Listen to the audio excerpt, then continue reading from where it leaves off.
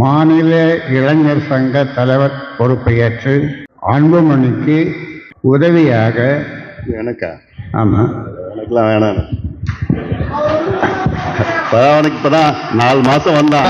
கேட்கணும், யாரா இருந்தாலும் நான் சொல்றதுதான் கேட்கணும். நீ பண்ணு, புரியுதா?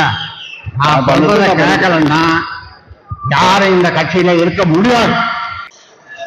இது நான் உண்டாக்குற கட்சி. நான் சொல்றத கேட்கலன்னா யாரும் இந்த கட்சியில இருக்க முடியாது.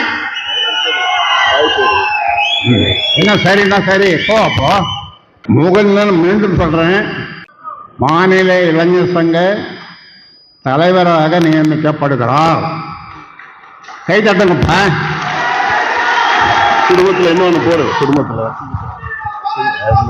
நன்றி. யார் சொல்றது? நான் என்ன சொல்றாலும் அதுதான் செய்யணும் எல்லாரும். அப்படி விருப்பம் இல்லாதவர்கள் விலகிக் கொள்ளுங்கள்.